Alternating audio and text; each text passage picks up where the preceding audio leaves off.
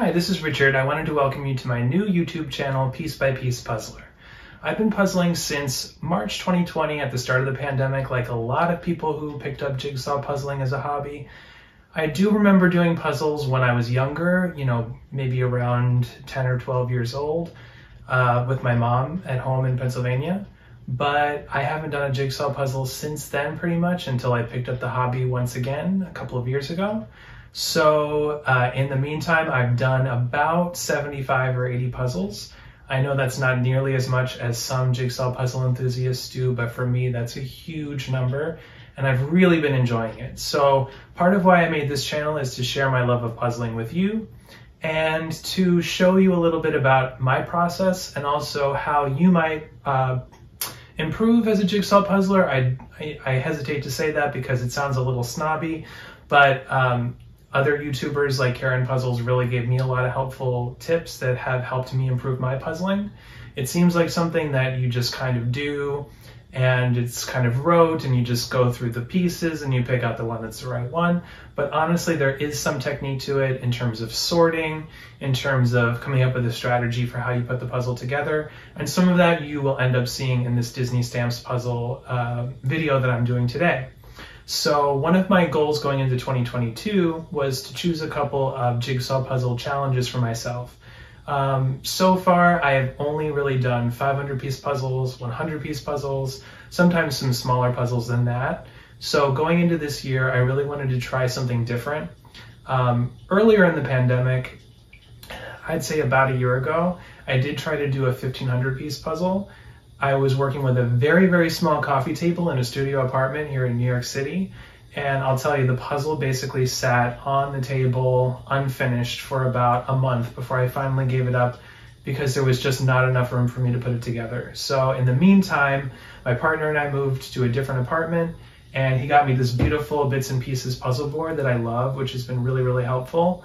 And so I decided, even though 2,000 pieces is really too big for this board, I wanted to give it a shot and see if I could do it and just put it together in a creative way on our apartment floor, which is pretty much the only way to do it. So I went on Amazon and I found this 2,000-piece Ravensburger puzzle. I love the brand Ravensburger. They have pretty much the best piece quality.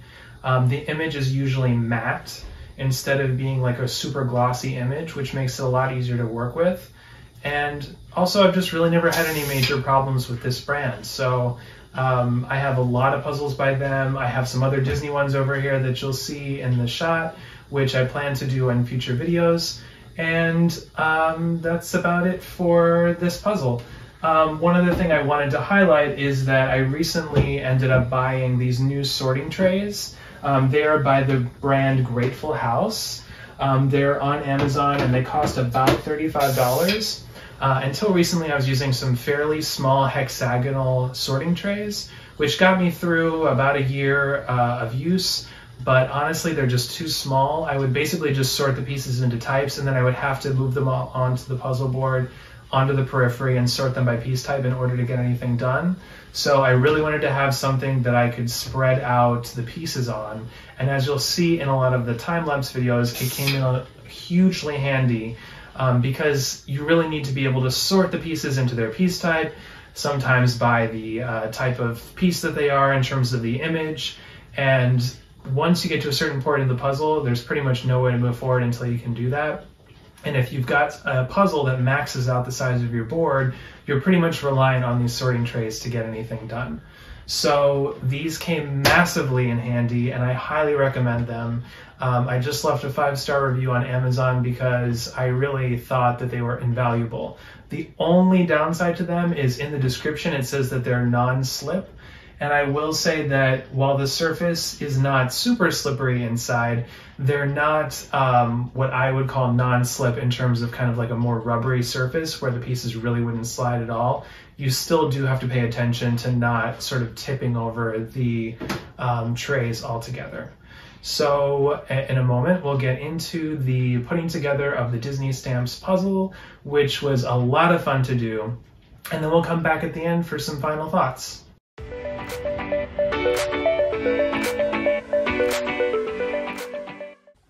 I'm back to talk about sorting. The sorting took about an hour and a half. These are all the pieces that have writing on them. These are some characters I was able to pick out. The Cheshire Cat is right here. You've got Elsa from Frozen. You've got Mr. Incredible, and then a couple of other patterns that I was able to pick out from all of the pieces. These are all gray pieces, and they have some blue sections that are the bookmark that runs down the spine of the stamp book. These are all the ones that have a bit of a gold foiling pattern to them that are sort of right here in the bottom of the album. These are all of the page pieces right here that I'm going to put together probably pretty early on. And these are all of the pieces that have the gold, which is part of this magnifying glass that's on the right-hand side. Then I've got these 3 trays right here, which are all the rest of the pieces. And I have got them all turned over so that I can see them. And I figure basically as I go along through the puzzle, I'm going to go and pick out different colors and patterns and try to get those together so that I can put together some of the background of the puzzle. So my plan basically is next I'm going to take the edge pieces, which are right here, and come up with, the edge part of the puzzle. That's probably what I'm going to start tomorrow, and then we'll see where we go from there. Part of my strategy was to break the puzzle up into the main puzzle board and the top of the puzzle board turned over on an ottoman nearby where I set up the other parts of the edge. And now, without further ado, let's start puzzling.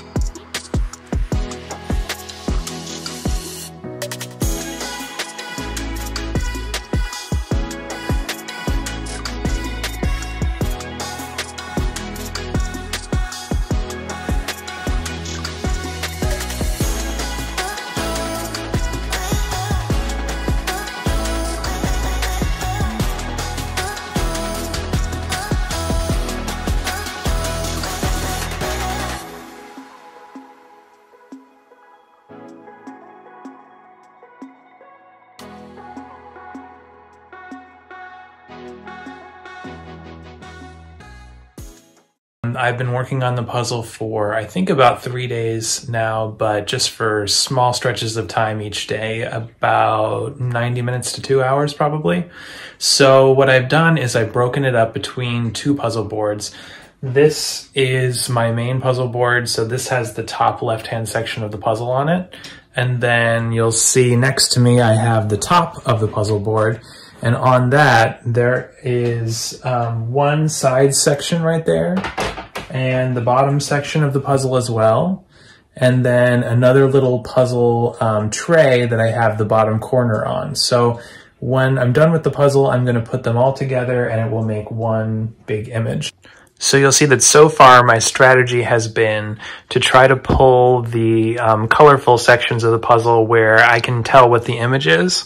So I'm putting together the images that are on the stamps first, and then after that I'm going to tackle the much trickier sections, which are going to be the gray spaces between the stamps and also the blue bookmark that runs down the center of the puzzle, and the ends of the pages, which are kind of rippled effect looking.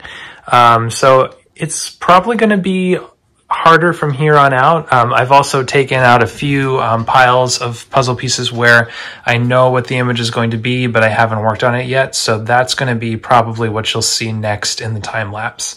So mainly what you're going to see in the time lapse right now is the main puzzle board that I'm working off of, which is the top left-hand section of the puzzle.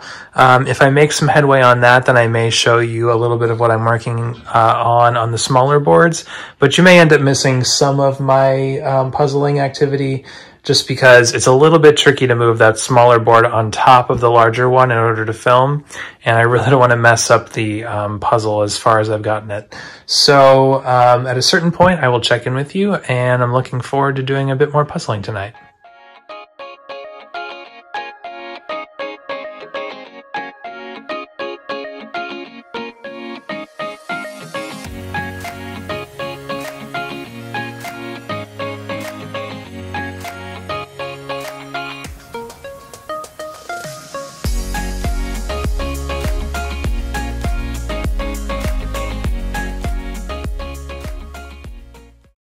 welcome back. It's about the 4th or 5th day that I'm working on the puzzle.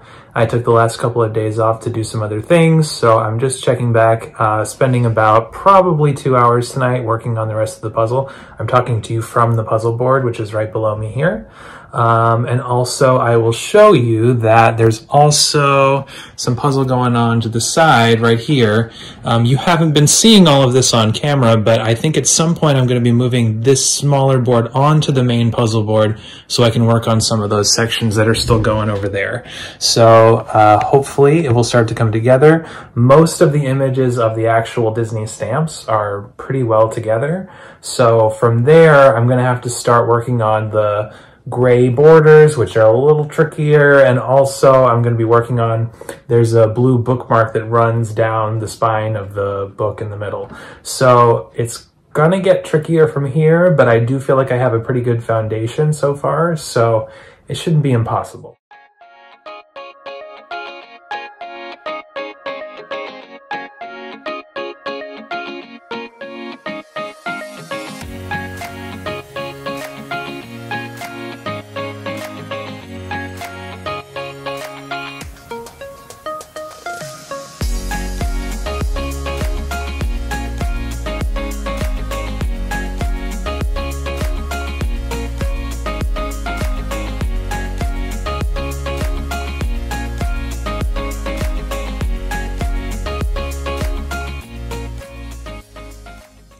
So I'm back in the puzzle studio, aka our office, and I just wanted to check in and show you how much progress I've made on the 2,000 piece Disney Stamps puzzle. Here is the main puzzle board that I've been working on. As you can see, the stamps are pretty well completed. There are just a few little sections that need a piece or two. So I'm getting ready to move on to the bookmark and the little gold embellishments and the magnifying glass on the right-hand side of the picture. So this is the main puzzle board right here. And then on this smaller puzzle board next to it, there are some strips, which are basically the sides and the bottom corner of the puzzle. So yesterday, after I finished working on the main puzzle board, I moved around some of the top section so that it would be in the right placement on the alternate puzzle board. Then a little bit earlier today, I also worked on sorting the remaining puzzle pieces. So here is the result of the sorting that I've been doing. In the back row here, I have all of these gray pieces and pieces with embellishment on them that I need to put together.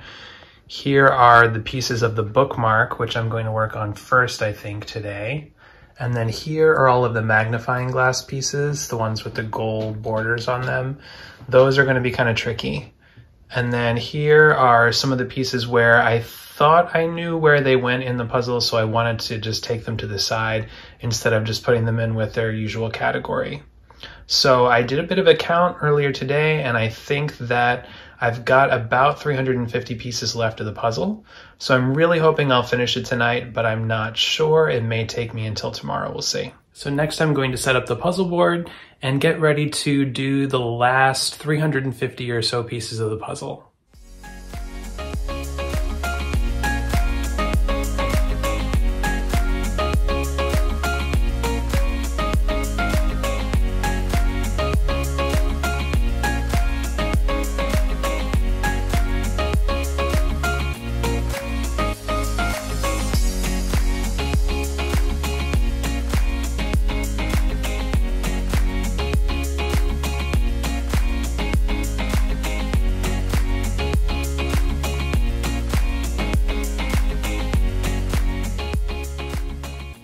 Okay, so I finally finished the puzzle. I'm so excited and it looks great. I'm now taking a couple of pieces of poster board and hopefully being able to transfer this puzzle onto it so that I can move it to the floor of my apartment. One of the great things about puzzling in New York is that you have extremely limited space, so you have to make optimal use of it. And I'm going to put this together on the floor so that I can take a look at it all together. So I just want to show you how before I connect it all up, I managed to do this 2,000 piece puzzle on a 1,500 piece puzzle board, basically. I did this main section on the board, as you've seen so far, and then all these other 3 sections were done on the top of the puzzle board, which was on an ottoman in our office. So I've just used some very, very precarious poster boards to get those sections put together. And I'm about to connect them all so you can see the whole thing.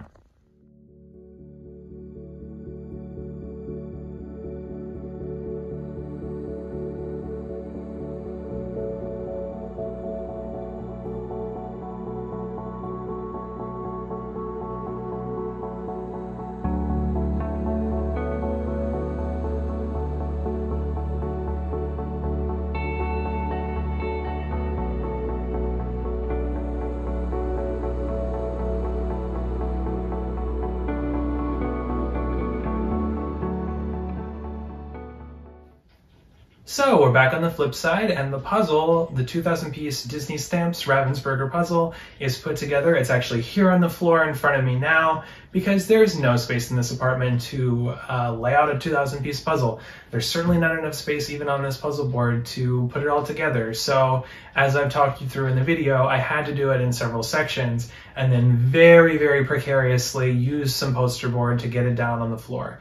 And the floor was not really vacuumed beforehand, so we're just relying on the grace of God for this puzzle not to become completely schmutzy when I put it back into the box. So I will tell you that I really had a blast with this puzzle. I really love Ravensburger puzzles overall, as I talked about a little bit in the intro to the video.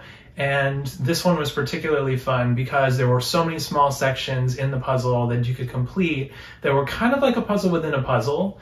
And that really just makes the process fun. The last time that I tried to do a 1,500 piece puzzle, it was also a Ravensburger puzzle, and it was of the New York skyline. And it was a really beautiful puzzle. And I will hopefully get back to doing it again at some point and try to push through it. But there were so many intricate little details to the way that the buildings looked in the picture that it was really, really tricky, and it would have taken a lot more time than I really had at the time to devote to it. So when I decided to tackle a 2,000 piece puzzle, I really didn't know if I was setting myself an impossible task. But honestly, even though it took me about a week and a half of on and off puzzling, sort of usually with about an hour and a half or 2 hours at a time sitting down with the puzzle, it wasn't really too painful of an experience because it sort of just did itself. When you look at the pieces, you have a fair amount of guidance with this particular puzzle as to where they're all going to go. So you can look at the piece, look at the puzzle, and have a pretty good idea of where it's going. Towards the end, it became a little trickier because I only really had the magnifying glass left to do, and also some of the smaller little details of the puzzle. And there were also a lot of gray pieces in there, and you know, it's a little tricky to find out where the tiny little line matches up with another little line, or where one of the little gold leafing sections matches up with another gold leaf piece. So it was a little bit difficult to do at parts, but it was the right amount of difficult to make it not just a complete breeze to do. You know, when you're doing a puzzle, you do want to have a little bit of a challenge, but personally as a puzzler, I don't really love to do puzzles where it's all one solid color, or it's all the ocean or the sky. You know, I know a lot of people, that's their type of image that they like to do. They want to do a scenic, you know, beach scene, or they want to do, you know, a giant, you know, picture of the coast of Italy or something like that. But personally, that's not really the type of image that I respond to. I love collage puzzles. I love puzzles with a lot of patterns and bright colors. And this puzzle was pretty much perfect for that. So I give it a huge 2 thumbs up. I highly recommend this puzzle, and I hope that you'll set yourself some puzzle challenges as well this year. You know, one of the things that I have on my docket next is to do a 3D puzzle. You know, I remember when I was really pretty young doing a couple of 3D puzzles. I think of a castle or something, probably with my mom at the time, and I had fun with it then. But I haven't ever done a 3D puzzle as an adult, so I did order one, and it should be arriving anytime now. And that's one of the next challenges that I'll be doing on this channel. So I want to use this channel to challenge myself. I want to use this channel to challenge you, to give you some recommendations. I also hope that you will leave me in the comments what your puzzle challenges are for 2022. I want to know what you are challenging yourself to do this year. Are you going to do more of the same type of puzzles? Are you going to do some different types of puzzles? What are your favorite types of things to do in terms of jigsaw puzzles? and I hope you enjoyed this video. So if you did, please hit the subscribe button. Also give this video a thumbs up. I hope to be doing these videos semi-regularly. I do work full-time, so we'll see how often that is. But really my goal is to at least put out a video at least maybe every 2 weeks or every month. So I hope you enjoyed this, and I'll see you again soon. Happy puzzling!